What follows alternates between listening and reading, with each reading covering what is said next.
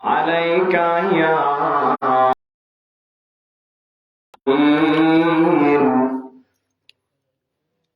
الصلاة والسلام عليك يا رحمة للعالمين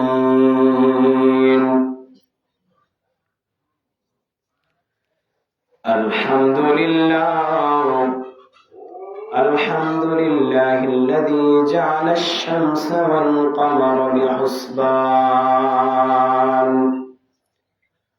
والنجم والشجر يسجدان وفضل زمانا على زمان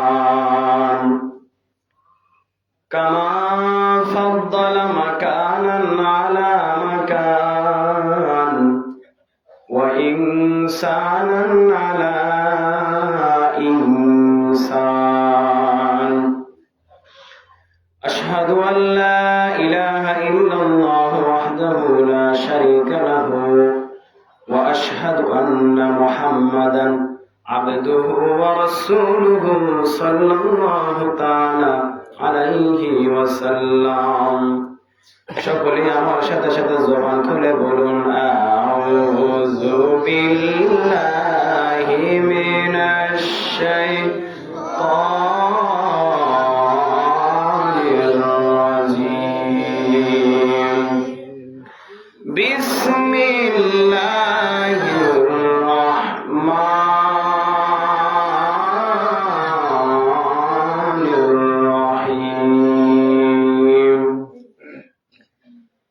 ولو أنهم إذ ظلموا أنفسهم جاءوك فاستغفروا الله واستغفر لهم الرسول لوجدوا الله توابا رحيما صدق الله مولانا العظيم وصدق رسوله النبي الحبيب الكريم إن الله وملائكته يصلون على النبي يا أيها الذين آمنوا صلوا عليه وسلموا تسليما اللهم مرحبا سيدنا مولانا محمد وعلى آل سيدنا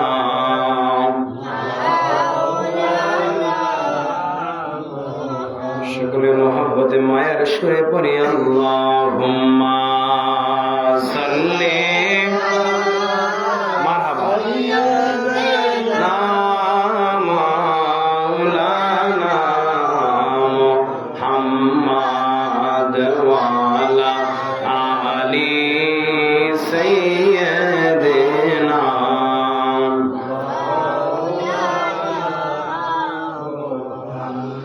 কবুতরে নবীর কাছে বিচারে দিল দাবি বাচ্চা পাই না হয়তো বায়ে এনেছেন কোন সাহাবী সকলে বলুন মারহাবা নবী কই কে এনেছো বাচ্চা তাহার আমার নবী কই কে এনেছো বাচ্চা তাহার তাড়াতাড়ি দাও না নবীকে সালাম না দিলে নামাজ তো ভাই হয় না নবীকে সালাম না দিলে মারহাবা না নামাজের ভিতরে কাউকে সালাম দেয়া যায় না, নামাজের ভিতরে কাউকে মারহাবা এই না, নবীকে সালাম না দিলে নামাজ তো ভাই হয় না, নবীকে সালাম না দিলে না। আল্লাহুম্মা সাল্লি মারহাবা না মাওলানা মুহাম্মদ ওয়া আলা আলি সাইয়্যিদিনা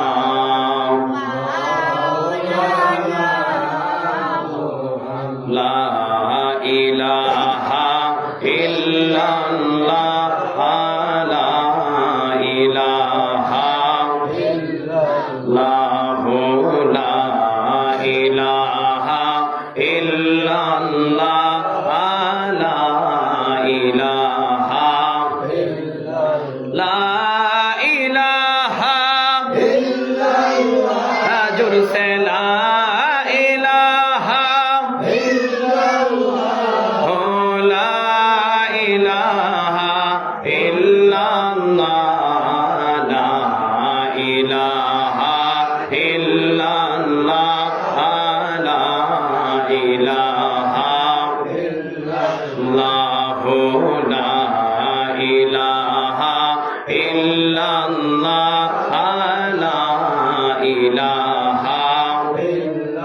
حسبي ربي لا ما في قلبي لا جور حسبي ربي لا ما في قلبي غير الله نور محمد لا ইলাহা ইল্লাল্লাহ পড়িয়ে লা ইলাহা ইল্লাল্লাহ লা ইলাহা ইল্লাল্লাহ জোরসে লা ইলাহা ইল্লাল্লাহ লা ইলাহা এই জীবনের গুনাহগাতা এই জীবনের গুনাহগাতা মাফ করে দাও তুমি আল্লাহ লা ইলাহা ইল্লাল্লাহ লা ইলাহা ইল্লাল্লাহ লা ইলাহা ইল্লাল্লাহ লা ইলাহা লা ইলাহা ইল্লাল্লাহ মুহাম্মাদুর রাসূলুল্লাহ সাল্লাল্লাহু তাআলা আলাইহি ওয়াসাল্লাম। উপস্থিত সম্মানিত মুসলিম کرام, আলহামদুলিল্লাহ আল্লাহ তাআলা দরবারে আমরা লক্ষ কোটি শুকর আদায় করে নিই যে মহান রব্বুল আলামিন আমাদেরকে অত্যন্ত মায়া করে, অত্যন্ত মহব্বত করে আজকের এই পবিত্র জুমার দিন হাদিস শরীফের মধ্যে বলা হয়েছে গরিবের জন্য হজের দিন। তো আমরা এখানে যারা আছে আমরা তো সবাই গরিবই, ঠিক না? আমরা তো সবাই গরিব। এজন্য আমরা এটা ভাবতে পারি, এটা আমরা অনুমান করতে পারি, আশা করি আল্লাহ তাআলা আমাদেরকে হজের সওয়াব দিবে। সুবহানাল্লাহ বলুন। আল্লাহ তাআলা চাইলে তো সম্ভব, ঠিক কিনা বলেন? এই জন্য আমরা যারা আজকের এই জুমার নামাজের মধ্যে আমরা আসতে পেরেছি, বিভিন্ন মানুষ বিভিন্ন কাজকর্ম নিয়ে ব্যস্ত আছে। আল্লাহ তাআলা আপনাকে আমাকে বিভিন্ন ধরনের কাজকর্ম থেকে ফারেক করে করে বাছাই করে করে আল্লাহ তাআলার ঘরে আসার মতন, বসার মতন, দুই চারটি কথা বলা এবং শোনার মতন আমল নিয়ত ওই তৌফিক আল্লাহ তাআলা আপনাকে আমাকে দান করেছেন। সেজন্য সবাই অন্তরস্থল থেকে একবার শুকরিয়া আদায় করে নিই আলহামদুলিল্লাহ। আরো শুকরিয়া আদায় করে নেই, আল্লাহ তাআলা আমাদেরকে এমন এক নবীর উম্মত বানাইছেন যেই নবীকে না বানাইলে আল্লাহ তাআলা কোনো কিছুই বানাইতো না। যেই নবীর ব্যাপারে আল্লাহ তাআলা কালামুল্লাহ শরীফের মধ্যে বলে দিয়েছেন, ওমা আরসালনাকা ইল্লা রাহমাতাল লিল আলামিন, এই কথা বলেছেন আল্লাহ। আর নবীর নিজের বিষয় নবী বলতেছেন, মাইয়াতিল আমির ফাকাদ আতানি ওয়া মাইয়াসিল আমির ফাকাদ আসানি। সুবহানাল্লাহ। নবী বলতেছেন, আমি সমর্গ ফেরেশতাগুলোর নেতা, সমর্গ নবীদের নেতা, এটা আমার গর্ব নয়, এটা আমাকে আমার আল্লাহ বানায় পাঠাইছেন। সুবহানাল্লাহ। এজন্য ওই নবীর উম্মত হইছে আপনি আর আমি। খুশি লাগেনি? যদি খুশি হয়ে থাকেন চিৎকার মেরে একবার বলুন আলহামদুলিল্লাহ। দাদা, আমাদের ভাগ্য খুবই ভালো, আমরা শ্রেষ্ঠ ধর্ম পাইছি, শ্রেষ্ঠ কিতাব পাইছি, শ্রেষ্ঠ নবী পাইছি, সবকিছু আমরা শ্রেষ্ঠ পাইলাম, কিন্তু আমরা সব দিক দিয়ে শ্রেষ্ঠ, কিন্তু আমাদের কাজগুলো শ্রেষ্ঠ না। আল্লাহ তাআলা বলেছেন আমরা 5 ওয়াক্ত নামাজ পড়ার জন্য, কিন্তু আমরা পড়ি না। হিসাব কি দিতে হবে না বাজান? সবার হিসাব দিতে হবে। যেন আপনি কি হিসাব দিবেন? সবচেয়ে বড় কথা হয়েছে গিয়া আমরা এমন এক নবীর উম্মত হইছি যে নবীর উম্মত হওয়ার জন্য অন্য নবীরা পর্যন্ত কি করছে? দোয়া করছে, কান্না করছে আল্লাহর দরবারে, কিন্তু আল্লাহ তাআলা কারো দোয়া কবুল করে নাই। আল্লাহ তাআলা বলছে, না ঠিক আছে, তোমাকে আমি নবী হিসেবে পাঠাইছি দুনিয়ার মধ্যে। তারা নবী হওয়ার পরও আল্লাহর কাছে এই কথা বলছে, আল্লাহ আমি নবী হওয়ার আমার দরকার নাই, তুমি আমাকে শেষ নবীর উম্মত বানাও। সুবহানাল্লাহ বলেন। আর ওই নবীর উম্মত হইছে আপনি আমি, বিনা দোয়ায় বিনা দরখাস্তয়ে আল্লাহ তাআলা আপনাকে আমাকে বানাইছে। ওই নবীকে ভালোবাসার দরকার আছে না নাই? জোরে বলেন না, ওই নবীকে ভালোবাসার দরকার আছে না নাই? ওই নবীর শানে বেয়াদবি করা যাবে না। যদি বেয়াদবি করেন জীবনের যত ইবাদত আছে যা আছে সব বিফল, একটু আল্লাহ দরবারে কবুল হবে না। গভীর মনোযোগ। আমার আল্লাহ কালামুল্লাহ শরীফের মধ্যে বলে দিয়েছেন, ইয়া আইয়ুহাল্লাযীনা আমানু লা তারফাউ আসওয়াতাকুম ফাওকা সাওতিন নবী ওয়া লা তাজহারু লাহু বিল কওল কাজাহরি বা'দিকুম লিবা'দিন আন তাহবাতা আমালুকুম ওয়া আনতুম লা তাশউরুন। আমার আল্লাহ বলতেছেন, হে রে দুনিয়ার মানুষ, ইয়া আইয়ুহাল্লাযীনা আমানু, হে দুনিয়ার ঈমানদারগণ, তোমাদেরকে আমি বলি তোমরা শোনো। আমার আল্লাহ কি বলতেছেন? আমার আল্লাহ বলতেছেন, তোমরা আমার রাসূলের আগে যেও না, আমার রাসূলের কণ্ঠের উপর তোমাদের কণ্ঠ উচ্চ করো না। সুবহানাল্লাহ বলুন। আর যদি কণ্ঠ উপরে তুলো, আমার রাসূলের সাথে বেয়াদবি করো, আমার রাসূলের আগে চলে যাও, আন তাহবাতু আমালুকুম ওয়া আনতুম লা তাশউরুন, জীবনে যত আমল করছো সব নিষ্ফল। নাউজুবিল্লাহ বলেন। এজন্য আপনি যত ইবাদতই করেন একটাও কবুল হবে না যদি নবীর প্রেম ভালোবাসা না থাকে। কারণ যে নবীর ব্যাপারে আমার আল্লাহ বলে দিয়েছেন, ইন্নাল্লাহা ওয়া মালাইকাতাহু ইউসাল্লুনা আলান নবী ইয়া আইয়ুহাল্লাযীনা আমানু সাল্লু আলাইহি ওয়া সাল্লিমু তাসলিমা। আমার আল্লাহ বলতেছেন, দুনিয়ার সকল মানুষ নামাজ পড়ে, রোজা রাখে, হজ করে, যাকাত করে, সবকিছু করে, মানুষ খায় বাঁচে, কত কিছু করে, কিন্তু আমি আল্লাহ কোনো কিছু করি না। আমি নামাজ পড়ি না, আমি রোজা রাখি না, আমি হজ করি না, আমি যাকাত দেই না, কিন্তু আমি আল্লাহ একটা ইবাদত করি যেটা আমি সমর্গ ফেরেশতাকুলকে নিয়ে আমি আল্লাহ নিজে করি। ওইটা হলো আমি আমার নবীর উপর দুরূদ পড়ি। সুবহানাল্লাহ বলেন না সুবহানাল্লাহ। ওই নবীর ব্যাপারে বাজান, ওই নবীর ব্যাপারে, ওই নবীর শানে বেয়াদবি করা যাবে না। কারণ আমার নবী বলেছেন, মাতা ওয়াজহুলাকান নবুওয়া। আমার নবীকে প্রশ্ন করা হলো, ইয়া রাসূলুল্লাহ, ইয়া হাবিবাল্লাহ নবী, আপনাকে আমার আল্লাহ কখন সৃষ্টি করছে, কখন বানাইছেন? আমার নবী বলেন, কুনতু আদামু বাইনার রূহি ওয়াল জাসাদ। আদম যখন মাটি এবং পানি দ্বারা মিশ্রিত তখন আমি নবী। সুবহানাল্লাহ বলেন না।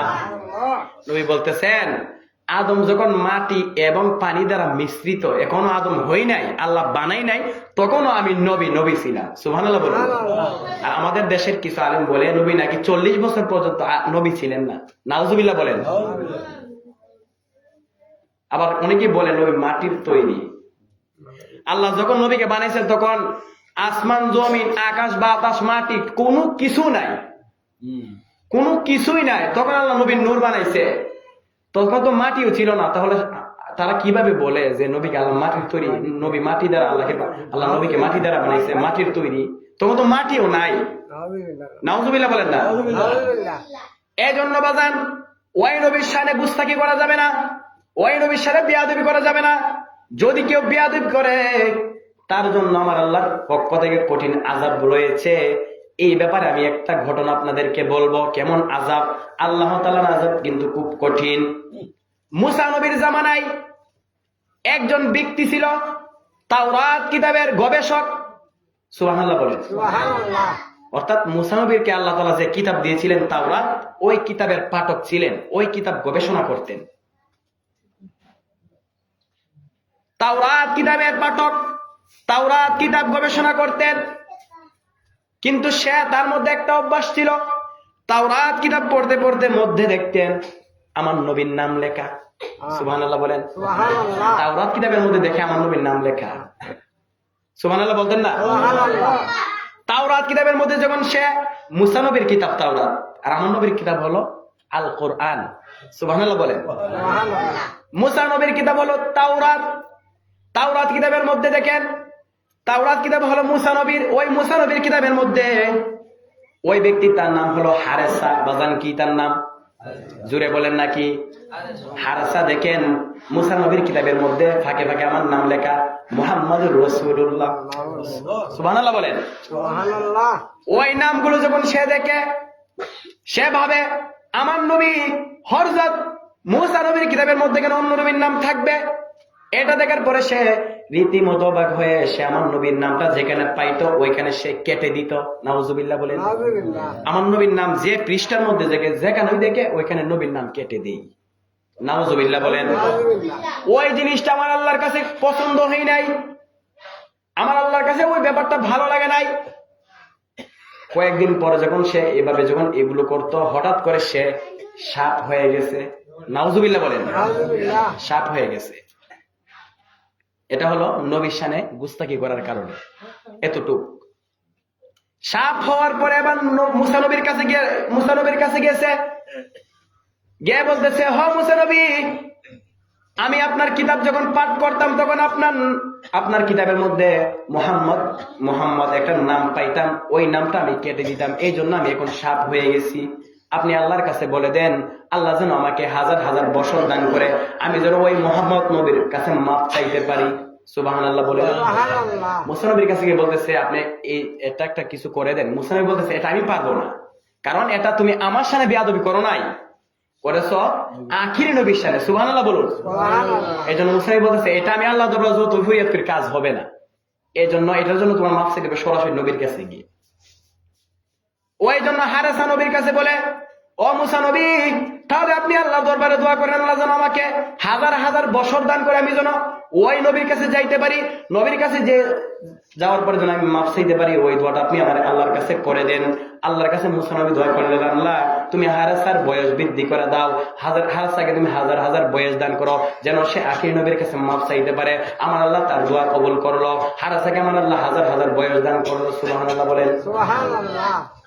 এবার হারেসাকে আমার আল্লাহ যখন হাজার হাজার বয়স দান করলেন, হারেসা মিশর থেকে মদিনার উদ্দেশ্যে রওনা দিয়েছেন, আমার নবীর কাছে মাপ চাইবে এই ভাবিয়া। এইরকম ভাবে হারেসা 600 বছর পর্যন্ত রাস্তা অতিক্রম করার পরে মদিনা শরীফের উদ্দেশ্যে রওনা দিয়েছেন। সুবহানাল্লাহ। 600 বছর পর্যন্ত গেছেন। 600 বছর যাওয়ার পরে যখন মদিনা শরীফের মধ্যে গেলেন, মদিনা শরীফের মধ্যে গিয়ে সে ক্লান্তি হয়ে গেলেন। ক্লান্ত হওয়ার পরে হারেসা আবু জাহেলের বাড়ির সামনে পড়লো। কার বাড়ি বাজান? আবু জাহেল কি খুব ভালো নাকি খারাপ? জোরে বলেন না। এবার যদি কেউ আবু জাহেলকে ভালো বলে তার ঈমান আসেনি, কারণ আবু জাহেল সারাটা জীবন আমার নবীকে কষ্ট দিছে। আমার নবীকে বলছে, ভাতিজা তুমি যদি ওই চাঁদটাকে যদি আমাকে তুমি ইশারা দিয়ে আমার কাছে আনতে পারো, ওই চাঁদকে যদি তুমি লড়াইতে পারো, ওই চাঁদের সাথে যদি 2 টুকরা করতে পারো, তোমার প্রতি আমি ঈমান আনবো। আমার নবী শাহাদাত আঙ্গুল দ্বারা চাঁদটাকে 2 টুকরা করে দিলেন। তারপর আবু জাহেলকে বলে, চাচা এখন আপনি আমার প্রতি ঈমান এনেন। আবু জাহেল বলে, তুমি এত বড় জাদুঘর আমি তো আগে জানি না। নাউজুবিল্লাহ বলেন। এই জন্য আবু জাহেল সারাটা জীবন আমার নবীর শানে গুস্তাকি করে গেছেন, আমার নবীর শানে বেয়াদবি করে গেছেন। ওই হারেসা সাপ আবু জাহেলের বাড়ির সামনে যখন গেল, আবু জাহেলের বাড়ির সামনে যাওয়ার পরে সে খুব ক্লান্ত হয়ে গেল। এখন ভাবতেছে এই বাড়িটা আমি উঠি, আমি একটু রেস্ট নিয়ে থাকি, তারপর আবার রওনা দিব। আমরা প্রতির মধ্যে এগুলো করি না, আমরা করি না বাজার? আমাদের যখন কোথাও যাই দেখুন কষ্ট লাগে, তখন একটা বাড়ির মধ্যে আমরা একটু বসি, পানি টানি খায় পরে যাই। হারেসা আবু জাহেলের বাড়ির মধ্যে গেল, যাওয়ার পরে হারেসা কিন্তু মানুষ ছিল, এটা কিন্তু আগেই বলছি, সে কিন্তু মানুষ, কিন্তু নবীর শানে বিয়াদবি করার কারণে কি হয়ে গেছে? সাপ হয়ে গেছে। এখন হারেসা রাত্রে থাকলো, সকালে আবু জাহেল দেখে একটা সাপ, আবার ওই সাপে কথা বলে। সুবহানাল্লাহ বলে। আবু জাহেল বলে এমন সাপ তো আমার জীবনে দেখি না, সাপ কথা বলতে। ওই হারেসা বলে আবু জাহেল তুমি আমাকে খারাপ মনে করিও না, তুমি আমাকে তোমার বাড়ির মধ্যে একটু থাকার জায়গা দাও, আমি আসছি আখির নবীর কাছে যাওয়ার জন্য, ওই নবীর রাস্তাটা তুমি আমাকে দেখায় দাও, আর কিছু করতে হবে না। আবু জাহেল তার সঙ্গসাথী সবাইকে বলতেছে নিশ্চয় ওই সাপ আমার শত্রু, মুহাম্মদ তাকে পাঠাইছে আমাকে আক্রমণ করার জন্য, তাকে এখনই সবাই মেরে ফেলো। নাউজুবিল্লাহ বলেন। ওই সাপকে তারা মারধর করতে থাকলো। হারেসা বলে ও আবু জাহেল তুমি আমাকে মাইরো না, তুমি আমাকে মাইরো, তুমি আমাকে পরে মারো, কিন্তু আমাকে আখির নবীর কাছে যাওয়ার জন্য দাও, নবীর কাছে যেন আমি মাপ চাইতে পারি। নবীর কাছে মাপ চাওয়ার পরে আমি তোমাকে কথা দিলাম আমি পুনরায় তোমার কাছে আসব, তখন তুমি আমাকে যত পারো তুমি তখন আমাকে তত মাইরো। সুবহানাল্লাহ বলেন। তারপরে তুমি আমাকে এখন মাইরো না, আর যদি তুমি আমাকে মারো এখন, আমি যদি নবীর কাছে মাপ না চাইতে পারি, আমার ঠিকানা চিরস্থায়ী জাহান্নাম হয়ে যাবে, আমি জীবনে কখনো জান্নাত আশাও করতে পারবো না। এই জন্য তুমি আমাকে নবীর কাছে যাওয়ার মতন, নবীর কাছে মাপ চাওয়ার মতন একটা সুযোগ তুমি আমাকে দাও। আবু জাহেল ওই সুযোগ হারেসাকে দিল না। আবু জাহেল বলতেছে না না তোকে দেওয়া যাবে না, তুই আমার শত্রু। এই বলি আবু জাহেল তার সঙ্গসাথী সবাইকে নিয়ে ওই হারেসাকে আক্রমণ করে একদম মেরে ফেললো। নাউজুবিল্লাহ বলে। মারার পর আবু জাহেল কি করলো, এখন ওই হারেসার সারা শরীরের মধ্যে আগুন লাগাই দিছে। কি লাগাইছে বাজান? আগুন লাগাই একদম ফুইরা ছাই বানাই দিছে। ওই ছাইটাকে একটা ডিব্বার ভিতরে ঢুকাইছে। এবার আবু জাহেল বলে এখন দেখবো মুহাম্মদের পাওয়ার কতটুকু। সাপরে মাইরা সেরা ডিব্বার ভিতরে ঢুকাইছে। এখন বলতেছে এখন আমি মুহাম্মদের কাছে দেখবো তার পাওয়ার কতটুকু। আমি দেখুন এটার ভিতরে কি আছে ওইটানি সে বলতে পারে। আমার নবী কি বলার মতন তৌফিক আছে না নাই? আমার নবী শক্তি আছে না নাই? দিয়েছেন কে? আল্লাহ। আচ্ছা শুনেন, আবু জাহেল বলে এবার দেখা যাবে মুহাম্মদের পাওয়ার কতটুকু। এই বলিয়া আবু জাহেল আমার নবীর বাড়ির সামনে গেল, গিয়ে বলতেছে ভাতিজা ও মুহাম্মদ তুমি আমার কাছে আসো। আমার নবী আবু জাহেলের কাছে গেলেন।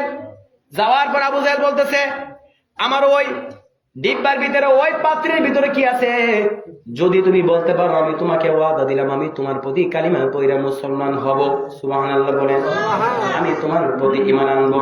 আমার নবী বলে চাচা আপনি আপনার কথা আপনার ওয়াদা ঠিক থাকবে তো? হ্যাঁ।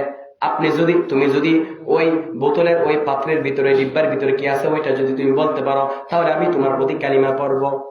আমার নবীকে আবার আবু জাহেল বলতেছে আর তুমি যদি ওইটা না বলতে পারো তাহলে কিন্তু তোমাকে আমরা মারধর করবো, তোমাকে আক্রমণ করব। আমার নবী বলে ঠিক আছে আপনার চ্যালেঞ্জ আমি রাজি। সুবহানাল্লাহ বলেন। এবার আমার নবী এবং আবু জাহেল হাজার হাজার মানুষ মাঠের মধ্যে, সব মানুষরা দেখতেছে এখন আমার নবীর পরীক্ষা হবে, আমার নবীর চ্যালেঞ্জ হবে। ওই ডিব্বার ভিতরে কি ওই পাত্রের ভিতরে কি ওইটা বলতে পারে কিনা, আমার নবী কি বাজান বলতে পারবে কি পারবে না। আমার নবী বলতেছে আচ্ছা ঠিক আছে আপনি ধরেন। ওই ডিব্বা ওই পাত্র আবু জাহেল হাতের মধ্যে রাখলেন। এবার আবু জাহেল বলে ঠিক আছে এখন তুমি বলো এটার ভিতরে কি আছে। আমার নবী বলে চাচা ওই ডিব্বার ভিতরে পাত্রের ভিতরে কি আছে এটা আমি বলবো না, যদি ডিব্বার ভিতরে কি আছে সে নিজে যদি বলে তাহলে মানবেননি। আল্লাহু আকবার বলেন।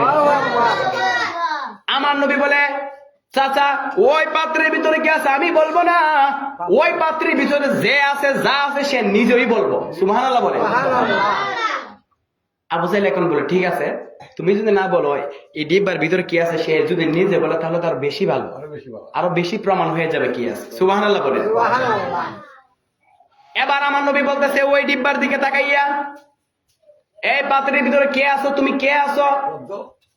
আমার আল্লাহর হুকুমে তুমি ডাক দাও এবং তুমি ওইটা থেকে বের হয়ে আসো। সুবহানাল্লাহ বলেন।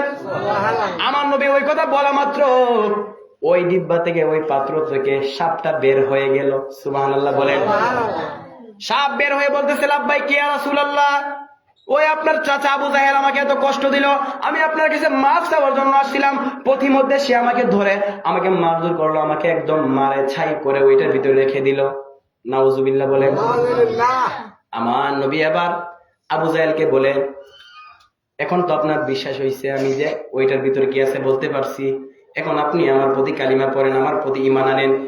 ভাতিজা তুমি এত বড় জাদুকর আমি আগে জানি না। নাউজুবিল্লাহ বলেন।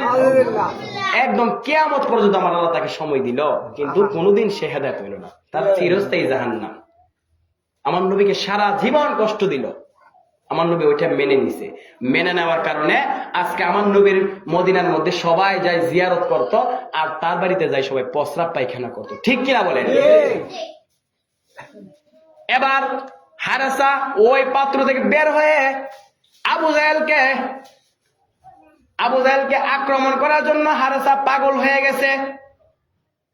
হারেসা আবু জাহেলকে আক্রমণ করার জন্য পাগল হয়ে গেছে, আর হারেসা দৌড়াদৌড়ি করতেছে। আমার নবী বলে, ও হারেসা তুমি থামো, তুমি তাকে আক্রমণ করিও না। তখন আমার নবী কিন্তু আবু জাহেলকে ইহসান করছে, আমার নবী আবু জাহেলকে সাহায্য করছে। এবার হারেসাকে আমার নবী ডাক দিছে, ও হারেসা তুমি আমার কাছে আসো, এবার বলো তুমি কেন আসছো? হারেসা বলতেছে, ইয়া রাসূলুল্লাহ, ইয়া হাবিবাল্লাহ নবী, ও মায়ের নবী, ওই তাওরাত কিতাবের মধ্যে যখন আমি তাওরাত কিতাব যখন পাঠ করতাম, ওই তাওরাত কিতাবের মধ্যে আমি দেখতাম আপনার নাম আছে, আপনার নাম আমি কেটে দিতাম, ওই কালে আমি সাপ হয়ে গেছি নবী। আপনার কাছে আমি 600 বছর রাস্তা অতিক্রম করে আপনার কাছে আসছি নবী, আপনার কাছে মাফ করার জন্য। নবী আপনি আমাকে মাফ করে দেন, যদি আপনি আমাকে মাফ না করেন আমার জীবন ধ্বংস হয়ে যাবে, আমি জীবনে জান্নাতের আশা করতে পারবো না, চিরস্থায়ী আমার জন্য জাহান্নাম বরাদ্দ হয়ে যাবে। আমার নবী বলেন, ঠিক আছে যাও, তোমাকে মাফ করে দিলাম। সুবহানাল্লাহ বলেন। এবার হারেসাকে আমার নবী জিজ্ঞাসা করেন, তোমার কি আর কোনো ইচ্ছা আসেনি বলো?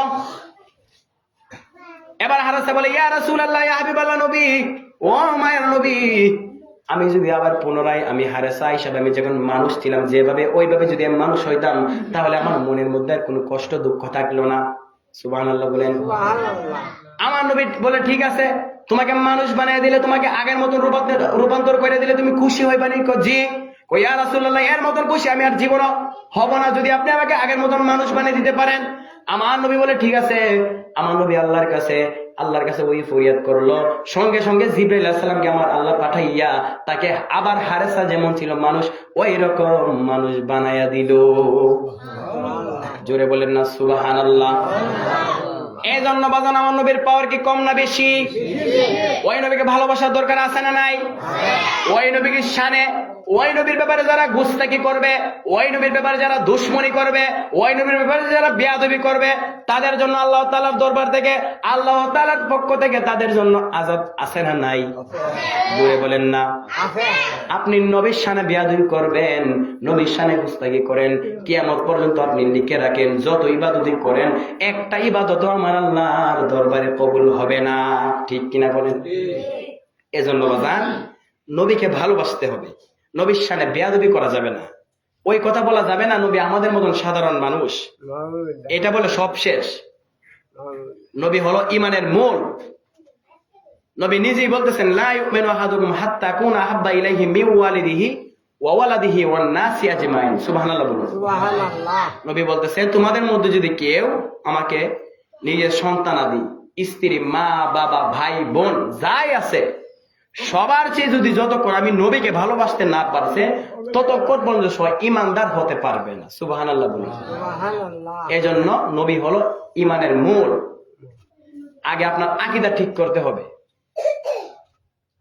কেউ যদি নবীর ব্যাপারে সন্দেহ করলে তার ঈমান শেষ। নাউজুবিল্লাহ বলেন। আমার নবী বলতেছেন, দুনিয়ার কোন মানুষ যদি আমাকে স্বপ্নে দেখে তাহলে তার জন্য চিরস্থায়ী একবারে জাহান্নাম ওয়াজিব হয়ে গেছে, তার জন্য জাহান্নাম একদম, তার জন্য জান্নাত ওয়াজিব হয়ে গেছে। সুবহানাল্লাহ বলুন। নবী বলতেছেন আমাকে যে দেখছে তার জন্য জান্নাত একদম ওয়াজিব হয়ে গেছে, সে জাহান্নামে যাবে এরকম কোন আশঙ্কাও নাই। কারণ শয়তান দুনিয়ার সব সূরত ধরতে পারে কিন্তু আমার নবীর সূরত ধরতে পারে না। সুবহানাল্লাহ বলুন। এই জন্য নবী বলতেছে আমাকে কেউ স্বপ্নে দেখছে মানে সরাসরি আমাকেই দেখছে, আর কেউ দেখছে না। সুবহানাল্লাহ বলতেন না? এই জন্য আবার নবী তারপরে এই কথাটা আমার নবী বলতেছেন, কেউ আমাকে স্বপ্ন দেখলো, নবীকে তো স্বপ্ন সবাই দেখতে পারবে না, এটা কি সাধারণ কোন কামকিলি নাকি? এটা খুব সাধনা। নবী বলতেছে আমাকে তো সবাই দেখতে পারবে না, কিন্তু আমাকে যারা দেখতে পারবে তাদের ব্যাপারে যারা চিন্তা ভাবনা এইরকম রাখবে যে ওই লোকটা মনে হয় আমার নবীকে দেখছে, ওই লোকটা মনে হয় আমার নবীকে দেখছে, দেখার পরে যদি তাকে দেখে যদি এইটা মনে না ভাবে সে মনে হয় আমার নবীকে দেখছে, লোকটা খুব ভালো মানুষ, এরকম যদি তার উপরে ধারণা পোষণ করে আমি নবী তাকে ওয়াদা দিলাম ওই উম্মতটাকে আমি নবী তাকে জান্নাত পর্যন্ত পৌঁছে দেওয়া আমি নবীর প্রতি ওয়াজিব হয়ে যাবে। এই জন্য বাজান ওই নবীকে ভালোবাসা দরকার আছে না নাই? কিছু মানুষ শুধু আমাদেরকে বলে আমরা নাকি নবী নবী করি, কারণ এছাড়া তো আমাদের উপায় নাই, আছে নাকি? আপনি আল্লাহ দরবারে যত ইবাদত করেন ওসিলা ছাড়া কোনো কাজ হবে না, আর ওসিলাটা হলো আমাদের নবী। ওই নবীকে ভালোবাসার দরকার আছে না নাই? ওই নবীর ব্যাপারে যেন আমরা গুস্তাখি না করি, ওই নবীর ব্যাপারে যেন আমরা বেয়াদবি না করি, ওই নবীকে যেন আমরা ভালোবাসতে পারি, আমার নবীর সুন্নত তরিকায় যেন আমরা যেন চলতে পারি, আল্লাহর আদেশ অনুযায়ী আমরা যেন চলতে পারি। আল্লাহ তাআলা আমাদেরকে সেই তৌফিক দান করুক, সকলে বলি আল্লাহুম্মা আমিন। যে কথাটা বললাম আল্লাহ তাআলা আমাদের সকলকে, আমি সহ সবাইকে আমল করার তৌফিক দান করুক, সকলে বলি আল্লাহুম্মা আমিন। ওয়া আখিরু দাওয়ানা আলহামদুলিল্লাহি রাব্বিল আলামিন।